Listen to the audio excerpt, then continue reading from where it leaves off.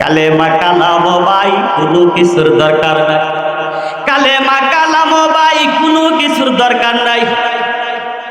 আমার গৌস বেগের নাম লইও বঠিও ভাই, আমার মরণ কালে দুলদগি বাজাইও। রোজে হাসরের দিন করে যদি আল্লাহর দরবারে অভিযোগ আমি বলবো আমি ছিলাম খাজা বাবার লোক। আর রূপটা যদি তুমি সুস্থ করো আল্লাহকে পায়া দাও, তোমার জীবন সফল, তোমার জীবন সফল। আল্লাহ যদি আমার হয়ে যায় আর কোন সমস্যা আছে? আল্লাহ আমার হইলে কুল কাইনাত আমার বলে সুবহানাল্লাহ, আল্লাহকে আমার বানাইতে। এখন ওয়াবতাকু ইলাইহি ওয়াসিলা, হক্কানি পীর মাশায়েখের কাছে যাইয়া আমার রূহকে চিকিৎসা করাতে হবে। এই হক্কানি পীর মাশায়েখ আমরা পাইমু কেমনে, চিনমু কেমনে? এখন তো পীরের অভাব নাই, কথা ঠিক না? আল্লাহু আকবার, পীরের অভাব আছে, মুরিদের অভাব, পীরের অভাব নাই। এই পীর কোথায় পাইব? হক্কানি। এই হক্কানি পীরের কথাটাও তাফসীরের কিতাবের মধ্যে আসছে। আমি 1 মিনিট একটু গুণগুলা কইয়া দিতাম। হক্কানি পীর কার কাছে কি আমি রূহটা চিকিৎসা করাবো? মুজাদ্দিদে বিল্লাহ হাকিমুল উম্মাহ সাসরাফানি তানবী রাহমাতুল্লাহি আলাইহি উর্দু কিতাব থেকে চয়ন করেছেন আল্লামা জুলফিকার আহমদ নকশবন্দি। আল্লামা জুলফিকার আহমদ নকশবন্দি রাহমাতুল্লাহি আলাইহি বলেন, নবীর উম্মতের দল, তোমার অন্তরটাকে সহি করার জন্য সুস্থ একজন ডাক্তার দরকার।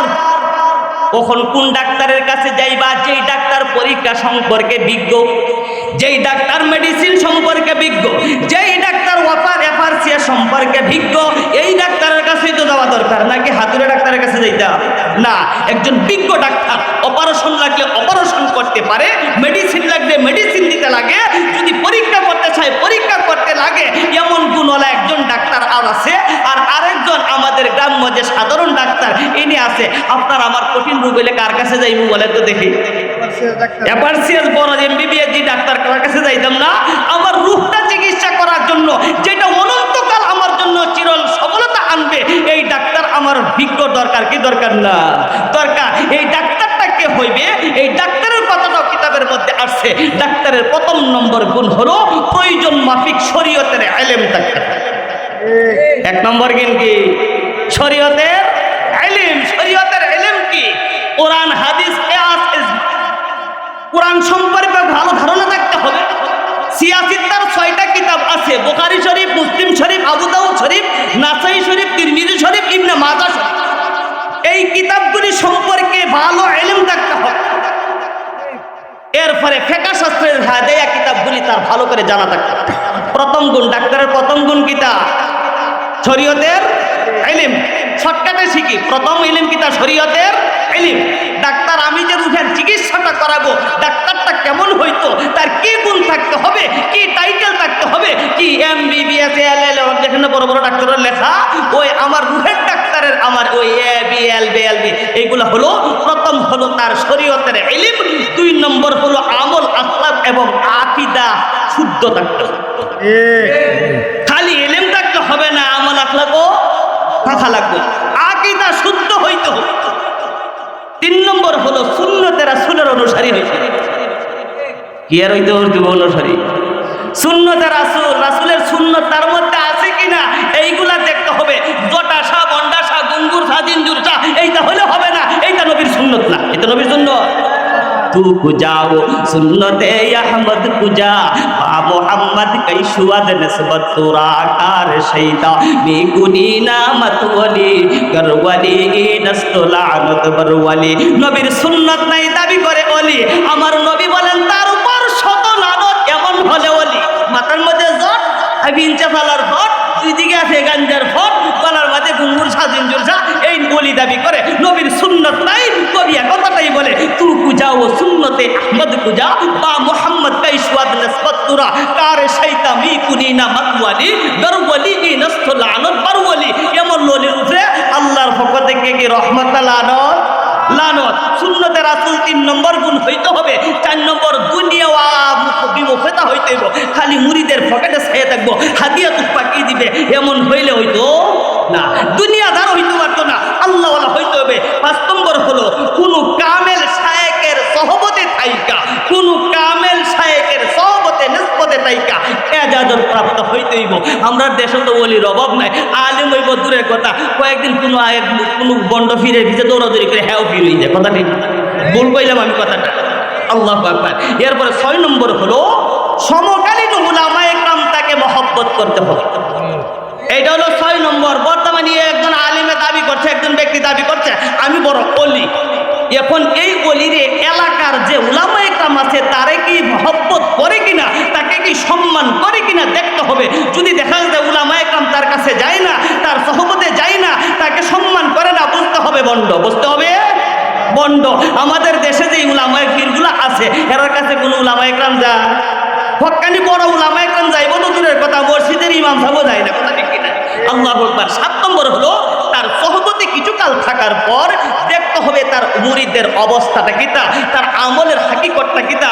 8 নম্বর হলো মুরিদের অধিকাংশ সময় সহবতে থাকার পরে দেখতে হবে মুরিদের আমল কিছু পরিশুদ্ধ হয়েছে কিনা। আগে বেটা সুদ খাইতো, আগে বেটা ঘুষ খাইতো, আগে করতো চুরি ডাকাতি, মদ খাইতো, গাঞ্জা খাইতো, জিনা করতো, ব্যভিচার করতো, কিন্তু শায়েখের কাছে মুরিদ হওয়ার পরে দেখা গেছে এইগুলি করে না। তার জীবন পরিবর্তন হয়েছে না আগের জায়গাতে রয়েছে? পরিবর্তন হয়েছে। মুরিদ দেখলেই তো বোঝা যায়। বৃক্ষ তোমার নাম কি? ফলে পরি। বৃক্ষ তোমার নাম ফলে পরিচয়। আম খাইলে বোঝা এটা আম গাছ, এটা বেল গাছ। যেই মুরিদের কাছে মুরিদ হওয়ার পরে দেখা গেছে আমল পরিশুদ্ধ হয়েছে আপনার মুরিদ দানের। আগে নামাজ পড়তো না, এখন নামাজ পড়ে। আগে সুদ খাইতো, এখন সুদ খায় না। আগে ঘুষ খাইতো, এখন খায় না। আগে চুরি করতো, ডাকাতি করতো, এখন করে না। এতে বোঝা যায় তার কাছে টাকার কারণে আসর পড়ছে। এটা হলো 8 নম্বর গুণ।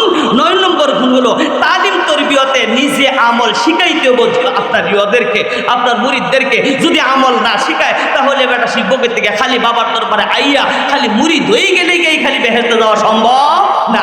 আমল তরবিয়ত শিখাইতে হবে। এরপরে পীর সাহেব নিজে জিকির করে নেওয়ালা হইতে। মুরিদ দ্বারা গেলা ভগবানী 1200 বার জিকির করবা, তাই না একবারও করে এমন হইলে হইতো না, নিজে করতে হবে।